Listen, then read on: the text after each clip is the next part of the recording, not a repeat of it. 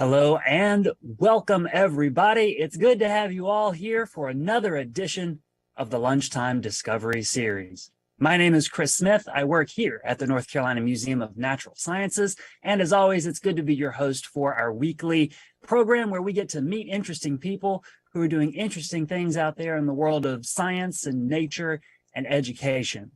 This program is coordinated and organized by the folks in the Department of Environmental Quality's Office of Environmental Education. Many thanks to them for their partnership and all of the work that they do to make this program a success every single week. And it's a broadcast service of us here at the North Carolina Museum of Natural Sciences. That's why you're here hanging out on our YouTube channel and our Facebook page to take in these great programs every single week, which also means that there's a great resource here available to you.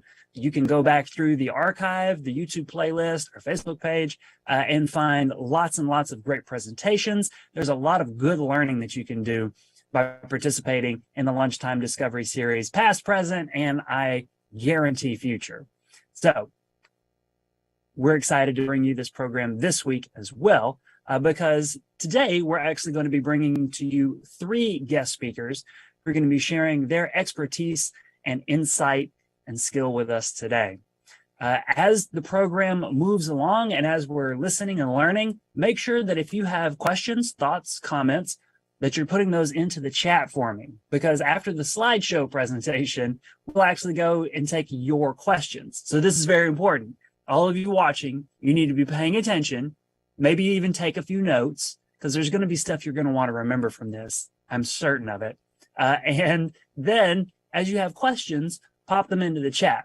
At the end, I'm going to be looking to the chat on YouTube and the comments on Facebook for your thoughts and your questions to share with our guest speakers. That way we can have a conversation around today's special topic. And, you know, today's topic is very special because we're going to be talking to 3 people who I think are doing everything that they possibly can to save the world, quite literally, because the initiatives they're making available and the time and energy that they're putting into this project, and I'm trying so hard to not give any of it away, I think is very important and very meaningful. And so I'm really excited for today's presentation and conversation. Now, you all know that the title of this is Cary, Composts. So let me bring in today's special guests. The first person that I'd like for you to meet is Christine Wittmeier. Christine is the Organics Recycling Specialist for the NC Division of Environmental Assistance and Customer Service within DEQ. Hi, Christine. Hey, great to be here. Thanks so much. Next up, we'll be hearing from Srijana Gilford, who is the Waste Strategy and Impact Consultant for Town of Cary. Hi, Srijana. Hey, Chris. Thanks for having us today. Excited you could be here too. And then we'll also be hearing today from Megan Holler, who's the Cary Community Co-Director for Toward Zero Waste. Hi, Megan. Hi, Chris. Excited to be here. I'm excited to hear about the resources that you've brought together to make composting successful in Cary and how your project works and the impact that it's having. So I will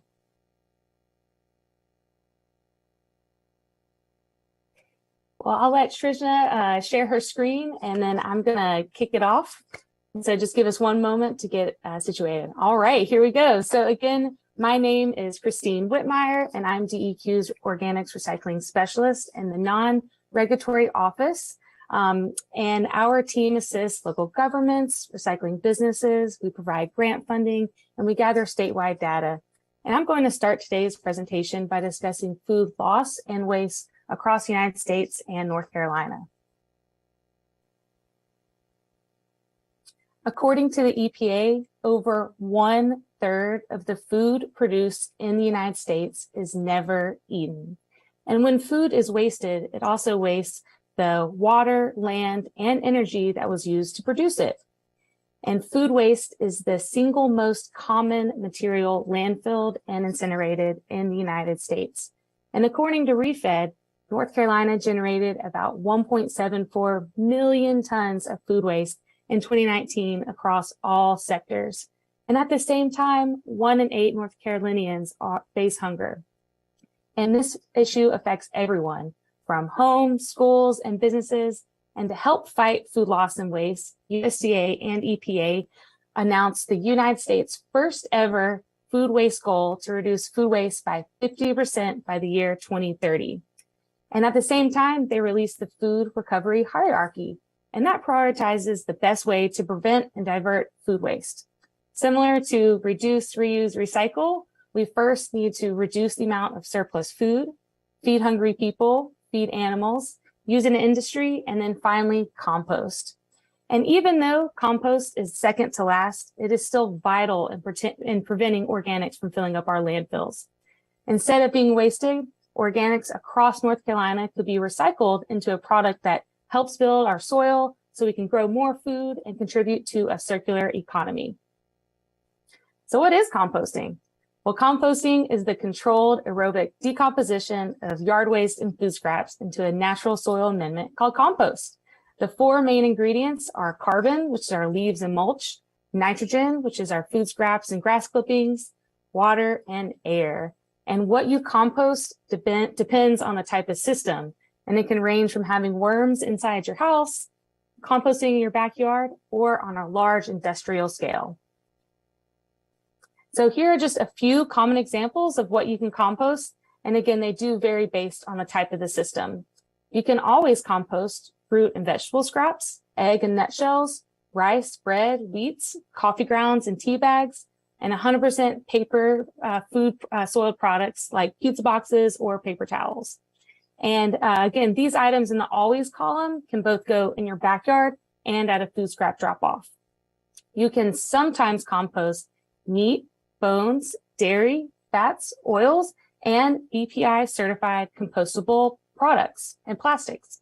And BPI stands for Biodegradable Products Institute. And this is an organization that certifies products they're safe to go into the compost bin. And these products each have a symbol displayed here, and that tells the consumer that it is compostable and it can go in a compost bin. And so these items in the sometimes column can only go to the food scrap drop-off or to a large-scale facility. And finally, you can never compost plastic bags, packaging, styrofoam, metal cans, glass jars, labels and stickers, diseased plants, and yard trimmings used with herbicides. So remember, if you bring your food scraps in a plastic bag, always dump them out. You need food scraps to be loose. And again, it's important to understand the difference between what goes in your backyard and what goes to a large-scale facility. So large-scale composting is composting at a municipality, farm, or a commercial facility, and is what most compost drop-offs in North Carolina use to process the organics. And they can accept a wider variety of material because they get up to such high temperatures. In fact, 131 degrees for over 3 days, and this can help kill off pathogens and weed seeds. And most composters are constantly battling contamination, and is why we need to learn what can and can't be accepted at each facility. And this also supports the composter by making the process more efficient because someone has to handle that trash. Wonder if you have a compost facility near you? Well, DEQ maintains a map of all the facilities across the state, and it can be found on our website. North Carolina has over 60 compost facilities, and about half are permitted to accept food waste. We've made wonderful progress, but there's still a growing demand and a need for capacity. In fact, a recent study discovered that North Carolina currently has a 2.1 million ton gap in processing capacity for all of the surplus food in the state. This is one of many reasons why we have increased our focus on food waste. And DEQ, I'm excited to announce, is working on a new statewide food waste campaign called Use the Food and See. And staff, we are currently developing new resources, a website, and a brand new funding opportunity focused on food waste. In addition to this new grant, we will continue to offer the Community Waste Reduction and Recycling Grant that funded Cary's project. And this is an annual grant that assists local governments in the implementation, expansion, and improvement of waste reduction and recycling programs. In the recent RFPs, we've made food waste projects a priority for funding. And if you want to learn more, please visit our website and follow all the way to programs offered. and that's where you can check out our grant opportunities. And we are so excited to have supported the town of Cary's food waste drop-off. And I'll now introduce Trishna from the town of Cary, who should discuss her program.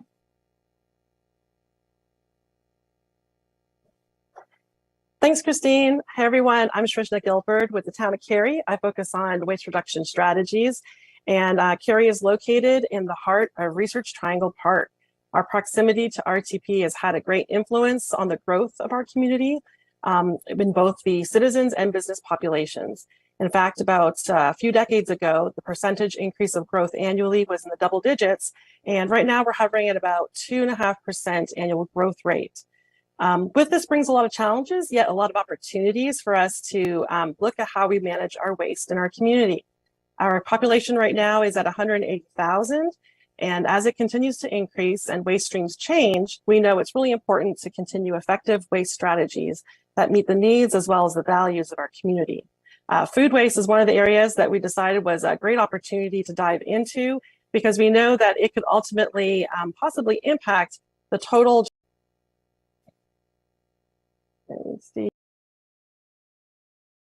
Sorry. In Cary, we have we serve 54,000 households and manage about 68,000 tons of waste annually. We do that through our weekly curbside services of garbage and yard waste, as well as our every other week recycling services. We also own and operate our own Citizens Convenience Center, which serves as a drop-off for many of these types of waste, as well as other items such as electronics and appliances. We provide special collections at the curb by appointment as well. And we have some unique items that are included in that, including fats, oils, and grease recycling, as well as motor oil and filters. And our community has done an excellent job at leveraging these services and helping us divert as much as we can from the landfill. In fact, our last fiscal year, we diverted close to 50% of our waste from our community. And we're excited to include the pilot food waste drop-off this year to learn a little bit more about how that could actually help impact our solid waste services and divert more than we have so far from the landfill. We know that composting can help reduce demands on our collection services. It can also help to reduce demands on landfill capacity. And of course, it produces an excellent product of compost itself that has its own benefits. And for many years, Cary has encouraged and supported composting through lots of different education and outreach. We have a compost education center that actually has been operating since 1999 and was also partially funded by state grants. So it's also another unique way of leveraging state funds to do different diversion programs in your community. And it's a great example of that. Our compost bin sale has been operational for 10 years, and we sell about 300 bins at each event. And then we've looked at different ways to continually expand composting opportunities at our facilities, our festivals, and our events as well. We also try to find ways to incorporate compost throughout the community into our soils. And one example is at our Good Hope Farm, which is an urban organic teaching farm here in Cary. And so we apply truckloads of compost there from Brooks each year. And we also try to make available free compost to our citizens at our annual compost giveaway workshops. We want to make it accessible for citizens to pick this up and incorporate it back home and make sure that we're spreading the benefits across our community. And even though we've had such a great long history of composting services and programs in Cary, we know that our community is asking us to do more. They're interested in expanding opportunities, and we want to meet that demand. Our council, our environmental advisory boards, they are very much in support of expanding opportunities where we can and where we can effectively manage our waste. This is reflected in our environmental advisory board's carbon reduction recommendations, as well as in their annual work plans that always have action items related to composting efforts. And so we were excited to dive into our pilot. We also learned recently that food waste was an important area for us to dive into, and that's because we did a 2019 waste characterization study with Wake County and NC State that gave us some of that data to help support where we're going. What we found was that in our waste that was headed to the South Wake landfill, potential compostables were 44% of that waste stream. We also learned that when we dive deeper into that, 27% was in fact food waste alone. And this is in keeping with what the state is finding as well in municipal solid waste programs. and their waste streams, as well as what the EPA is finding nationally. So this actually stirred a lot of conversation between staff and between council and our boards. Our community had a lot of conversations with us and stirred a lot of ideas. And we started engaging quite heavily with Towards Zero Waste after this characterization to think about ways that we could address food waste specifically. And the idea of a drop-off kept coming up. You know, why can't we have a local drop-off in Cary? Why can't we see how that's, you know, used by our citizens, if they're receptive to it, and let's test it out. And so with the support of our council, our community, Towards Zero Waste, and DEQ, that's in fact what we did. We decided to go ahead, test it out, and create our pilot food waste drop-off. This is the site that we opened in February at our Citizens Convenience Center. And we're really proud of how it all came together. We're grateful for the Community Waste Reduction and Recycling Grant from DEQ that helped support the structure and educational materials that we created. And Towards Zero Waste's partnership with us was an integral piece of our education and outreach, so we're grateful for that as well. And what we're finding is that the setup works really, really well here in Cary. We have 3 65-gallon carts and 1 smaller cart that's 35-gallon that we put in to test out how these would fill up over time. Also, the smaller bin helps us address different reaches, and so it's been an excellent addition to the site. We've also included a hand sanitizer dispenser and free BPI compostable bag dispenser on the side of the structure as well. The A-frame sign there helps us to include different types of updates and information for our citizens as things get changed or our workshops come out, and different opportunities to learn more about composting. We made sure to vet our accepted materials list with our hauler, and we accept quite a variety of items at the site. So we contracted with Compost Now to be our hauler of compostable materials. Towards Zero Waste and staff came together and talked through the different things that we would add. It was important for us to be able to take things that are commonly composted, but also to take things that couldn't regularly go into a backyard bin. And since all of our materials goes to a commercially permitted facility to be composted, we were able to add some of those things like raw meat and bones. We also specifically made sure that we didn't include yard waste in this pilot and just focused in on food waste and food-related materials that could be composted. The way we operate our pilot is that we have Compost Now come out 3 times a week, Monday, Wednesday, and Friday, and they swap out the full carts and bring in some new fresh carts into our enclosures. The materials taken to Brooks' facility here in North Carolina to be turned into compost. And we have here in Cary a great relationship with Brooks because they also compost all the leaves that we collect annually. So we're really happy to support that facility here in North Carolina. A portion of the compost is also returned back to the Good Hope Farm.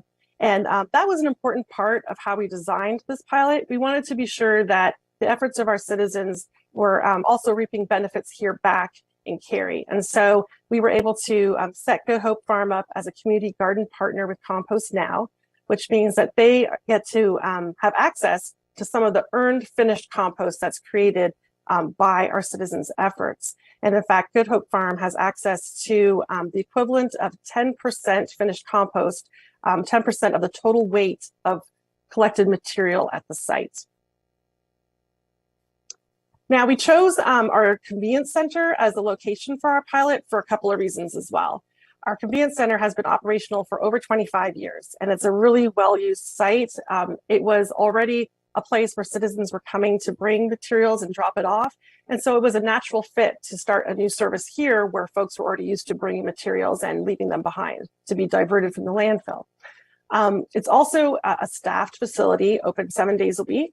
And that was extremely important for this pilot as well for a couple of reasons. One, we wanted to create those relationships with citizens coming into the site and be able to share the exciting news of what the service was and help answer questions that they might have. So there's been a lot of interactions and engagement with citizens right here with our staff, and that's been really, really, really wonderful to see. It's also important to have a staff facility for us because we wanted to make sure that we were maintaining the site as best as possible. And so staff check the bins daily, a couple times in the morning and in the afternoon. They take out anything that might have snuck in there that didn't belong.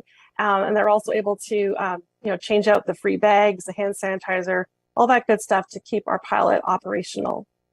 And lastly, what's really great about having staff at this pilot is that we can track the number of drop-offs that we're seeing.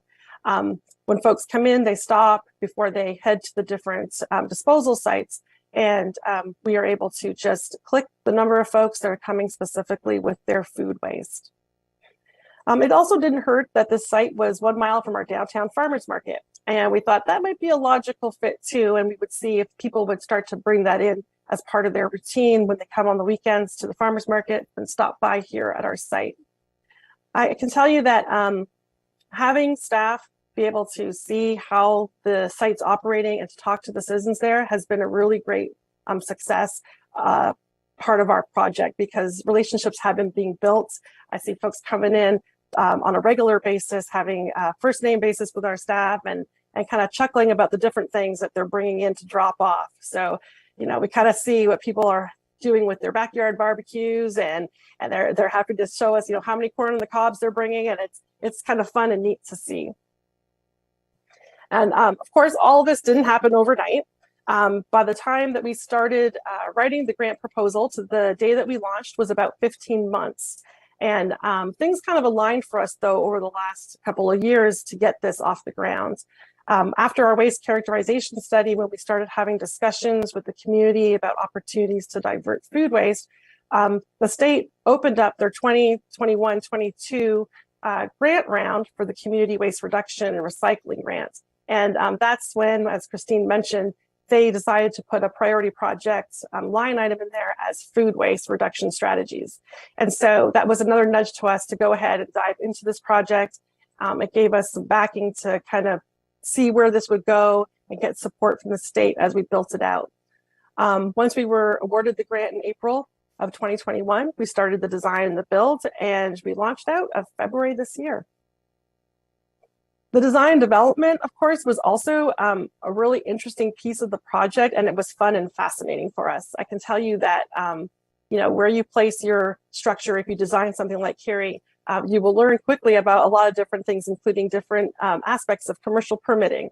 And that's one of the things that we had to do with our structure because it was at the convenience center. And so we worked with our contractors to make sure that everything was up to specs. And that was a really neat, fascinating project to build out and learn through. The picture you see in the middle here shows some of our core team members working on the project as well. This project involved folks from multiple departments across Cary. What you see here are folks from facilities working on the enclosures. We have our graphics artists measuring out areas for signs. We have operational staff learning about how this is going to work and creating plans to keep it operational after launch. And so it was just a really fascinating and fun project to be a part of. And I know there's a lot of great folks here who are very proud of the results. The signs that we chose to put up are metal signs as well as corrugated plastic signs. And I want to say that the grant funds did cover a lot of the building materials as well as the printed materials that are up at the site, as well as the printed educational materials we'll be talking about soon. I want to talk a little bit about the enclosures we chose, because this was one of the parts of the project we thought through quite a bit. You know, we could just put carts out there, or we could try to keep this farm-like, you know, vegetable stand look going. And one of the things we decided was that these enclosures really worked well for the look that we were going for. So these are city bin enclosures that we purchased.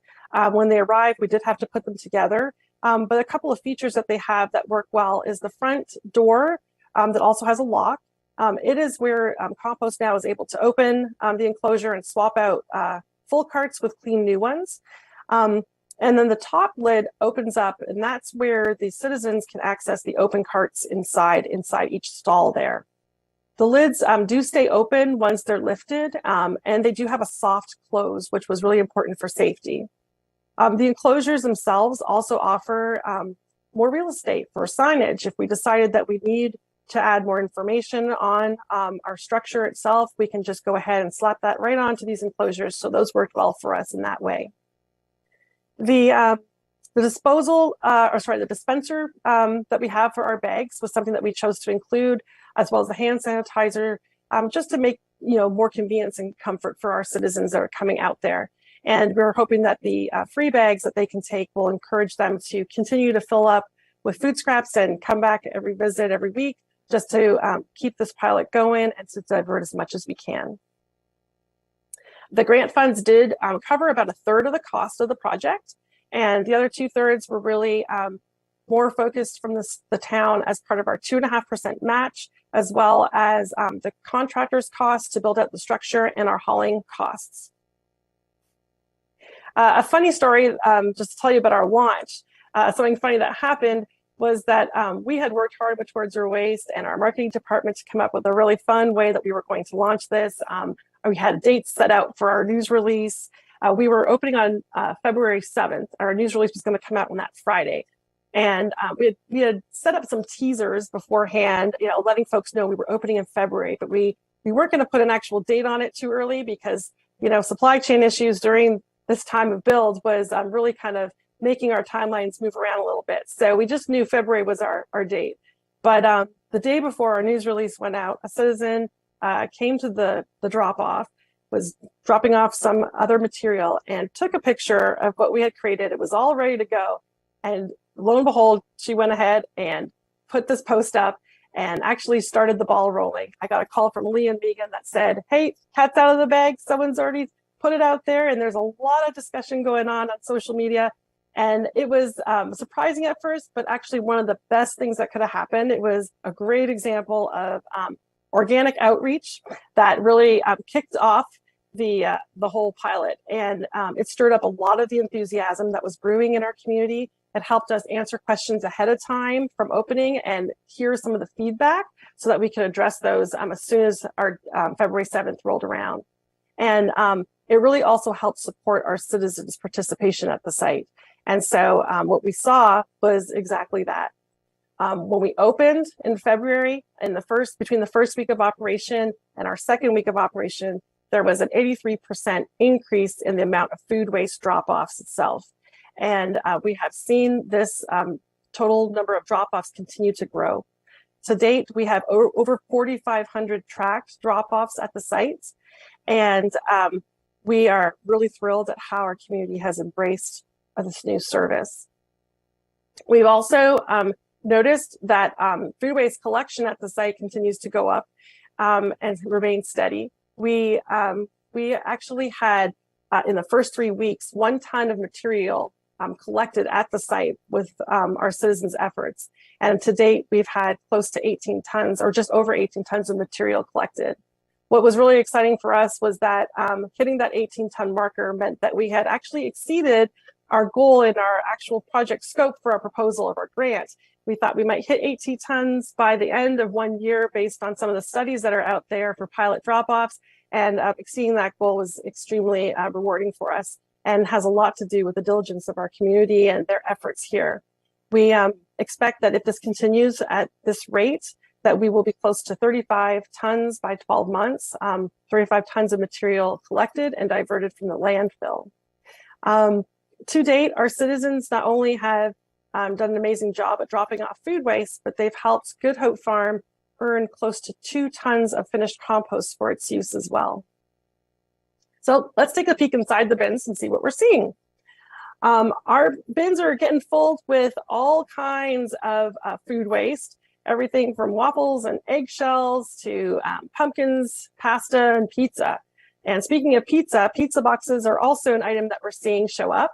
And we were concerned at first, based on the size and shape of pizza boxes, that we might actually overwhelm our pilot really early, and 3 times a week collection may not be enough. But what we have found is that pizza boxes are actually not overwhelming our system, and it's working out quite well to have them in here. And we were excited to have them in here since in Cary, we are a community that does not recycle pizza boxes. So this was actually a new way for citizens to divert this material from the landfill. We also see folks bringing in material in BPI certified bags, which is great because those are accepted. But what sometimes compostable bags don't have the BPI certified stamp directly on the bag itself. And so our staff does go into the carts once in a while, and when they do their checks each day, they have to make the decision of whether or not they want to open up the bags that are not stamped and empty the contents into the containers themselves, or they will take those bags and throw them out. But loose, and little or a lot, everything is surely adding up. And how people are bringing it to the site has been fascinating to learn as well. Folks just drive up. That's the way it's built. You drive up, you get out of your car, and you toss the items into the container. And we provided a free kitchen caddy that was a collector caddy for your kitchen based on our grant funds that we gave out to a lot of our citizens who attended workshops or have been at festivals and events. But in addition to bringing the materials in those caddies, we're seeing folks reuse their takeout containers. They're bringing Tupperware boxes and old bins, even garbage cans of material to the site. So it's really exciting to see. And it actually helps us inform our program and other residents when we're doing outreach, because, sometimes we get folks asking, what can I bring my material in? And we can tell them, it doesn't really matter. Again, a little or a lot, however you choose to bring it, it all adds up. So with that, we do have some surprises and challenges that have occurred. We want to share with you some of the interesting things that happened in the first 6 to 8 weeks that we had to work through. One was, again, the pizza box. The pizza box we thought was going to be a great addition, and it surely is, but we soon found out that there are a lot of different types of pizza boxes. And this is one of the first ones that showed up. It has a liner, it has lots of wrappers in it, it has a plastic window. And so we were able to take that out, and it actually helped inform how we educate our citizens and what kind of materials and resources we put out and information that's on there. We updated our website and included more specifics about what's accepted when it comes to a pizza box and what we hope people will leave out. So it was a good thing to see happen. Another interesting challenge that happened in the first few weeks was that one of the small carts got put into a large enclosure. I promise you this has not happened again, but it was another good experience to have. And basically, when we opened it to swap out the carts, we realized what had happened. And we had conversations with our staff as well as the hauler. And, this honest mistake is one that was easily fixable. And now we are very, very aware about where the carts should go. And we always make sure that the right size is in the right enclosure. And lastly, this is an image of just a spill. It was a miss when someone threw material into the top load of the enclosure. They just missed the cart completely. And what had happened was that the cart was pushed too far back. We learned very soon that we had about 1.5 feet of extra space on either end of the front and back of the cart around it inside the enclosure itself. And so we were able to easily solve this by just putting cinder blocks along the back of the enclosures so that the wheels stop there when the carts are put in and the carts are placed in the right spot. Supplies and maintenance is something that we've been adding to our pilot, new things every month. We started off with our grabber and gloves, of course, and soon we added shovels to dig down deeper into the carts if we needed to pick out something that looked a little suspicious and might be contamination. And we also have cones there that help us to mark off the area if we're doing maintenance or if there's a spill and we just need to clean it up quickly. These are things that are highly recommended to have available to your staff or at your site so that you can help maintain it. And our electric power washer was a really fun one that we added to the site, and it's helping us to maintain our enclosures inside and out. Every time that we have a cart swap on Monday, Wednesday, and Friday, we clean and degrease the enclosure inside and out. It takes about 15 minutes, and it's really helped maintain the site. We didn't know what we would expect opening in February. We didn't know what we would expect in the summer with if there'd be flies, if things would smell, if it would be sticky. And this has really kept all that low and hasn't been a problem for us. And lastly, that picture on the right here is just a carabiner. We had to find a way to lock the lids when the carts were full before collection day. And so we purchased some little carabiners that could be used on the lids itself. And that was something that actually works really well for this site because we wanted to make sure that Compost now could also access the enclosures without a key. And so the carabiners were a great fix. And of course, all of our success, as well as all the ways that we've problem solved throughout to date, has been something that we continually keep track of. We continually update our operational plan for maintenance, and we continue to work with Towards Zero Waste on finding ways to enhance our site. For the next 6 months of our pilot, we're going to continue to evaluate how it's being used, and we're going to continue to push more messages and support to our citizens. And it's really been a collaborative effort that we've done with Towards Zero Waste, and education outreach has been a really big, important piece of the pilot. And so I'm going to turn it over to Megan Holler from Towards Zero Waste to share with you a little bit about our collaborative efforts on that.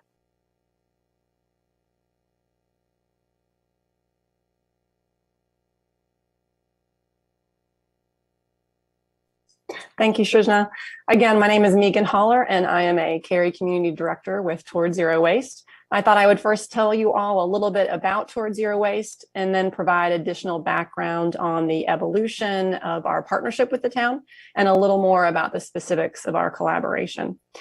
Towards Zero Waste is a nonprofit organization based in North Carolina, focused on helping individuals, families, and communities move towards zero waste by minimizing waste of all kinds. Started in 2016 by Leigh Williams and Dargan Gilmore, Towards Zero Waste has a number of community chapters now throughout the state in order to engage volunteers and work on community-specific actions. Cary is currently home to our most active community chapter. Over the past few years, Towards Zero Waste Cary, and you can see some of the images from these activities here, has held classes, hosted documentary screenings and panel discussions, tabled and assisted with waste diversion at community events, and offered tours of the South Wake Landfill and other important sites like North Carolina State's Compost Facility and Research Cooperative. All of these activities are intended to increase awareness and support our community members in waste-conscious living. Towards the end of 2019, our community members identified composting as one of the top areas for action within our community. This action plan aligned well with data from the solid waste characterization study that Trishna referenced earlier and led to our talks with members of Cary's town council as well as town staff. It was during those meetings that we provided information on food waste and advocated for enhanced composting opportunities for our residents, including drop-off and curbside options, to better utilize this typically wasted resource. We at Towards Zero Waste were quite excited to hear a few months later about the town's plans to apply for the state's Community Waste Reduction and Recycling Grant. And we were even more pleased when we were asked to partner with the town on planning for its first food waste drop-off. This partnership was something new for Towards Zero Waste. It was the first time our volunteer group had been approached by a municipality to work on a town-wide initiative, and it certainly meant a lot to us that we would be able to help guide and support the town on this extremely important composting project. It is our hope that as community advocates, we can complement the existing environmental enthusiasm within the town and also engage our members in order to amplify the reach of the initiative. Together, we determined that Towards Zero Waste could best assist the town in 3 primary areas on the project: planning, marketing, and education.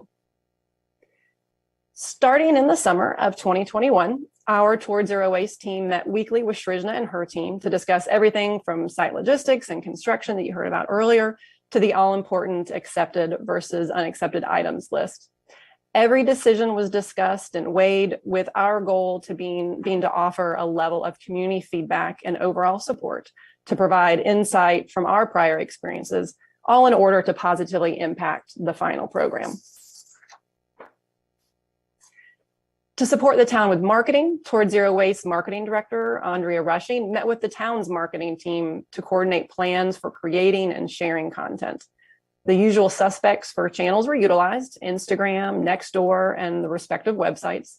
The town of Cary also pushed out content via their official Facebook page, as well as the environmentally focused page Cary at Green, and the town's monthly newsletter, The Bud. Similarly, Towards Zero Waste utilized our main Facebook page, as well as our Cary-specific group that has 1,500 members, and our monthly e-newsletter. The town was the primary content creator, with Towards Zero Waste sharing posts, but we also encouraged our members to share to their friend groups, further spreading the word. And you can see an example of this organic type of marketing there on the slide. Our posts tagged each other as well as NCDEQ, and used hashtags like Cary Composts and Towards Zero Waste Cary to better track posts. In the first week of the pilot, social media conversations about solid waste management in Cary were 14 times greater than the weekly average over the previous 3 months. The spike in volume is primarily attributed to the high engagement with posts from the town and Towards Zero Waste about the food waste drop-off. That brings us to education. And this is probably where we had the most fun and really felt the benefits of being able to partner with the town. From the first week to well into the project, Leigh Williams and I spent time at the drop-off engaging not only with residents coming to use the program, but also with town staff at the site. We were able to monitor for contamination and discuss this with participants and staff and help educate and problem solve right as the program was unfolding. We feel quite lucky as the town staff at our convenience center embraced the project from the beginning, and we really enjoyed supporting them as they took ownership of the new program. It was also quite encouraging talking to residents that were coming to use the convenience center for its other drop-offs, who, after we'd wave them over and start up a conversation about composting, they would leave with information about the pilot and express a desire to come back with their own food scraps. Being at the site, we were also able to directly receive feedback to share with the town and to see firsthand the excitement of residents over the program's launch. It was truly heartening to see the overwhelming positive response and interest from our neighbors in reducing their waste and creating a valuable soil amendment at the same time. It really did keep all of us motivated. But education certainly wasn't just at the site. We also worked with the town to prepare a lunch and learn workshop that allowed residents to gain a little background on the program, as well as to hear tips and tricks for food scrap collection in their own homes. It also allowed everyone an opportunity to ask questions of both us and town staff. Participants were given a Cary compost pail, seen in the slide here, to further encourage the program use. And these were, as Trishna said, purchased with a small portion of the grant funds. About 75% of those participating picked up their free caddy. We've hosted 2 of the workshops to date for about 100 participants, and given that positive response, we're hoping to offer additional sessions moving forward. The rat card, which you see here, that was created for the program, was certainly a labor of love from all sides and has proven very helpful at the drop-off, at community events, and around town. 1,500 were printed as part of the first batch, and we ran through those quite quickly. We're currently working on a second batch of 3,000 now. I personally keep a stash in my car. I tend to find myself talking compost quite a bit, and so you never know when you might need one of those cards. Additionally, Towards Zero Waste and the town, we were able to use social media to push out even more tips and tricks to address contamination and other frequently asked questions, and to give ongoing reminders to take advantage of the new pilot. To wrap up, I just wanted to add that Towards Zero Waste has been very proud to partner with the town on this important project, a project we hope that will not only continue, but will also lead to additional food waste reduction and composting opportunities for our community, as well as other communities around us. We know, our team knew from the get-go that this was something that our community wanted and that we were ready for, but even we have been blown away by the response to the drop-off, and we're quite excited to see where this takes us next. Now I'll pass it back to Trishna to close us out. All right, I think I just wanted to echo what Megan has said, that this has been a really rewarding experience to design and build out this service that's has such great response from our community. It's been a pleasure to work with DEQ and Towards Zero Waste, and I highly recommend looking at the state for any kind of resources that can help support your initiatives in your community, and working with your community groups to see how you can leverage each other's resources and work together to build something great. We hope that folks that are listening in will follow along with how the pilot goes throughout this year. You can visit townofcary.org/food waste, and there's a link out to our open data portal that is being updated monthly with our tonnages collected, as well as the number of drop-offs that we're seeing. And we're always happy to connect to learn more about what other folks are doing and to share about our experiences. So thank you so much for having us today, and I'm going to turn it back to Chris for the Q&A. Amazing stuff. Thank you, all 3 of you, for just a great presentation. That was thorough. I feel like we need to send this to all of the municipalities in North Carolina and be like, okay, look, here's how to do it. Here's the playbook. Take it and go. Let's get everybody composting statewide. We're ready to Christine, do that when you are. We're ready. ready. So, to that, everybody, I should first say, let's get your questions. Make sure that go ahead and start typing up questions, put them into the chat, put them into the comments. I'm going to be looking there in just a moment. I'll give everybody a moment to download, process, and then type and get it into the chat for me. But I am curious if any other municipalities have heard about your work and heard about your projects, or maybe through the Towards Zero Waste network that are that's connected around the area, where other people and places are interested in copying this program as much as they can. Srijana, I guess I'll start with you. Okay, yeah. We've actually had a lot of conversations with a handful of counties in North Carolina that are already operating drop-offs. We learned a little bit about their experiences and incorporated their feedback and insights as we developed our own site. And we've kept in touch with them to share back and forth just how things are going, what things are changing, what are we seeing. And so I would say that first and foremost, it's been really great to work together with those who are already in this sphere and already experiencing it so that we can help build each other's programs together. We have been talking to a few other communities, actually even outside of North Carolina and Kansas, and up north. I've had other folks reach out to learn about how this plays a role in our drop-off center. So we've been talking a lot, and we're happy to continue those conversations and share what we can. And I don't know if Megan, if you'd like to add anything to that.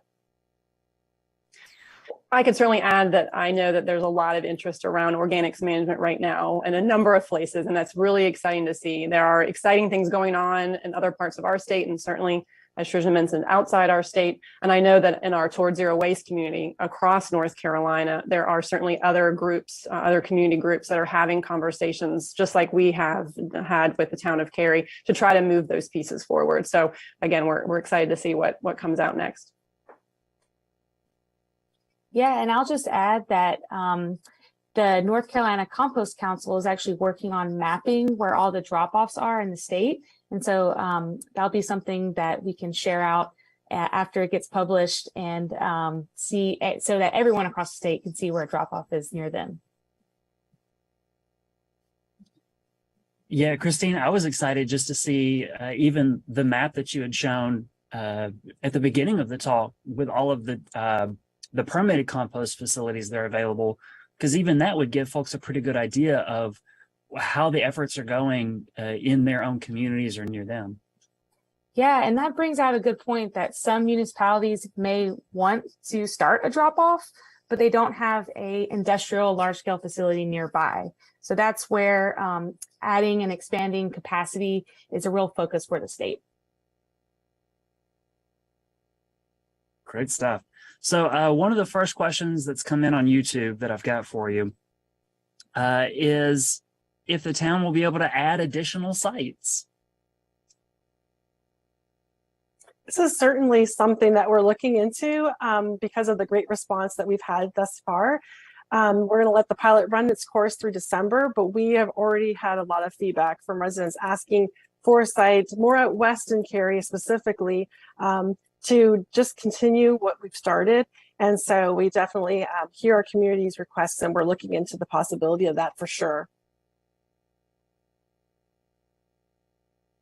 I know, and now people in the chat are talking about, we've got viewers in Mecklenburg County, they want a food waste drop-off. Folks in Watauga and Boone, they want a food waste drop-off. Hopefully they can make theirs look as pretty as yours does. I feel like the bar is set quite high, even just in the design. Yeah, well, it really worked out well for what we were going for at our convenience center and what we felt worked best for our community. But of course, drop-offs can come in all kinds of different types of designs. And so we're here to help think through what works best for other communities. And Christine and Megan, I'm sure, have a lot of resources as well to provide.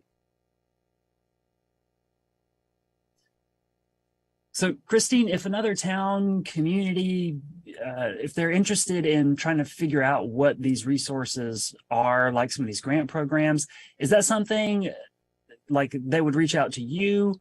Because I know resources for towns and communities that's always the limiting factor, is just, limited amounts of money, and who's got the money to do things. Yeah, anyone is welcome to reach out to me through phone or email, but you can also visit our website under DEACS and recycling, and we have our resources, social media kit, grant programs, not only for local municipalities, but also for recycling businesses too. So if anybody wants to start their own compost business or hauling company, we also support that with our recycling business assistance grant.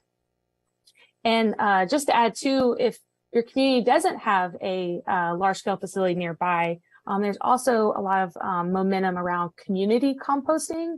So that is, you probably can't do like the meat, bones, dairy, but you can definitely do the always list that I provided.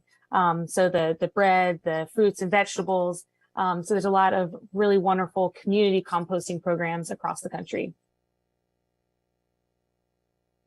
That's awesome. It's great to know that there are so many good resources. And Megan, jump in.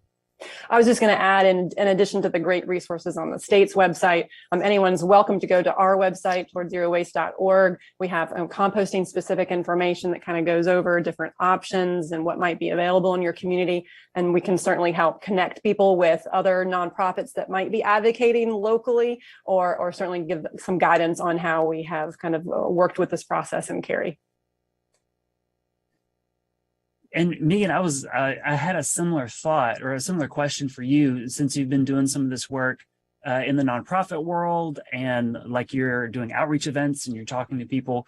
How do you, or what's this feeling that people have about like how many people are backyard composting, or worm composting in their homes maybe, and then additionally taking advantage of these larger initiatives too? I guess I'm trying to figure out, like, where's the line that connects people to, maybe hearing about Towards Zero Waste, and then they start composting, and then they go the next step to carry their pizza boxes to, the compost center.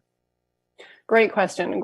And, there's so much going on with composting all around, and it's exciting to hear. And we love talking to people about it, because there are different ways of doing it, and one size doesn't fit all. So what works for me might not work for someone else. And you kind of mentioned that there are some of us that do multiple approaches. So I do backyard compost, and I keep my list to a pretty narrow list of items, but then I also want to take these other items I have, pizza boxes from my neighborhood swim team needs, and, different items that you pick up from restaurants that have made that commitment to have environmentally friendly and compostable materials. Like, where can you take them more easily? And so it's such a great option to have all of those pieces as well.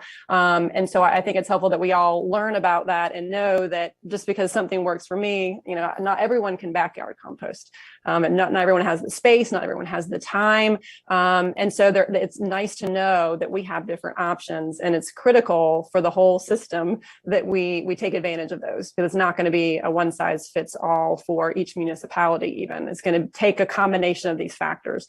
We certainly at Towards Zero Waste like to talk about keeping it local, keeping it in your backyard. That's certainly the primary, the best place to start if you can. But if you cannot, then it's certainly great to find out what options you might have. A neighbor, a county drop off, a town drop off, a private hauling service, if those are available in your area.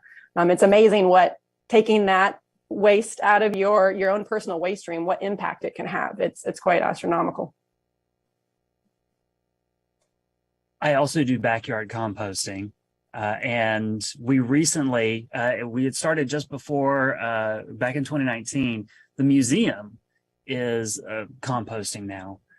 All of the staff, we have access to composting. So, my lunch for today, any food that's left that I don't eat, I tend to eat all of it. But anything that's left over, right, I can scrape it into compost bins that are in staff areas, and the museum cafes compost now too. So food waste from the cafes and from their prep is all going off to a commercial composting facility. So we also were able to switch out like plastic straws and cups and serving things into compostable BPI compostable plastics And it's just been great to see the numbers, the amount of material that we've been able to redirect away from the landfills, especially being a natural history museum that's concerned about the planet.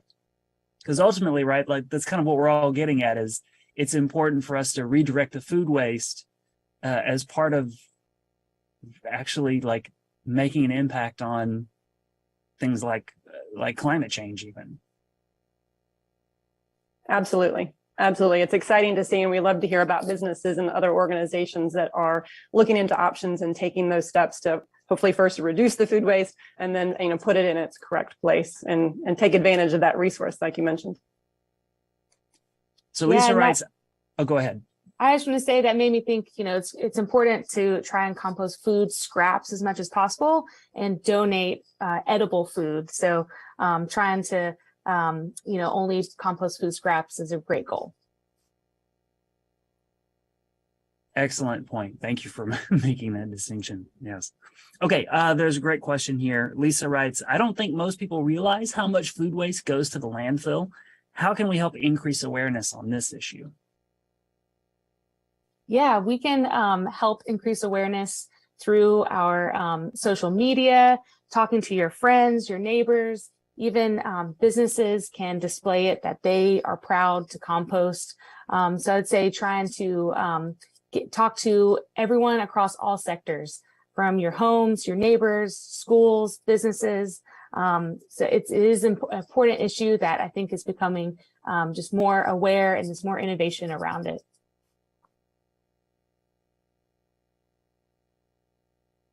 Any other thoughts on that one?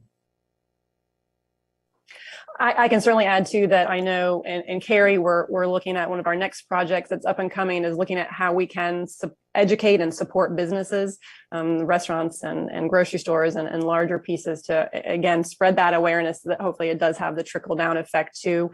We certainly push it out on our social media and talk to everyone that we can, but we're certainly looking forward to working with the town on that piece as well. And I just wanted to add, being able to think through a little bit about your shopping list, think about what's in your fridge right now, will actually bring it home for yourself. You start to look around your house and see, what do I use every day and eat every day? And what do I tend to just throw away? If you start to be a little more cognizant about what's in your fridge, what's in your grocery list, this will come to light for yourself to see, am I contributing to food waste or not? And what can I do better? So that's one place to start looking, is around your own house to see how you're contributing to food waste. But of course, reach out to any of your folks in your county, learn about the landfills that are near you and go tour them and see what's happening with waste in your community. And then start having discussions with everyone that you can, your neighbors, your local representatives, and just come on out and share your thoughts and learn more about your community to see how you can make things better when it comes to waste diversion. I love the idea that we save the planet by getting to know our neighbors and what's happening in our communities. It's actually taking a little bit of time out to know what's happening in your backyard, wherever your backyard or however it might be. And that's what moves the needle on everything from climate change to wildlife conservation. Like, it's all of those things coming together. Let's see. So I'm gonna tell me if I'm wrong. One day, will the town of Cary have like a big truck that goes around and it just grabs everybody's food waste and takes care of it for us? We've got a trash truck. We've got a recycling truck. Can we get a banana peels truck? Banana peels truck. Yes. We actually have budgeted for a feasibility study for curbside compost collection this year. And so we are going to take a look to see how that might look in our community and how that might roll out. So that will be our first step, is to look a little bit deeper into how feasible is it to have a truck, a banana peel truck to roll around our community. And I'm happy to come back and talk more about that later. If that happens, I want to hear about it. I want to hear all about it. And especially, like, I think that's so important because like taking your food waste to your drop-off center is this mix of individual action and community action. And then the more that communities come together and support things like this, they become community-centered, wherein everyone gets to participate, there's lower barrier to entry, and we get to achieve some of those impacts that we want. So much more robust that way. I love it. Love every bit of it. Thanks to the three of you for being with us today. Really appreciate your time and energy. Thanks for having us. Thanks, Chris.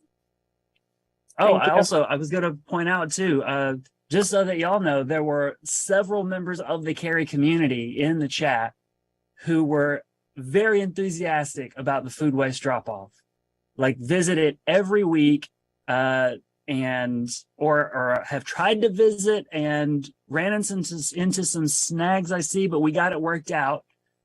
So everybody helped everybody here in the chat. It all got worked out, and you're going to be seeing even more food waste in your bins now. That's great to hear. Thank you. Just for doing an hour with us at the Lunchtime Discovery Series. Hey, we're changing the world, people. Hey, everybody. Thanks for tuning into this edition of the program. To find out what's coming up for the Lunchtime Discovery Series, make sure that you head to the museum's website, naturalsciences.org. There you can see the calendar of events and see programs that we've got coming up like this one and a whole lot more. You can also follow the museum and the Office of Environmental Education on social media, just like you can follow the town of Cary, Towards Zero Waste, and the Department of Environmental Quality. We are at Natural Sciences, and the Office of Environmental Education is at North Carolina EE. You can head to eenorthcarolina.org. There you can also sign up for the email newsletter for this lecture series specifically, so that you can get updates about upcoming programs and have the link to participate in your inbox every week. Until next time, everybody, take care, stay safe, take your food scraps to the drop-off center in Cary if you are a resident, and I'll see you again real soon. Bye, everybody.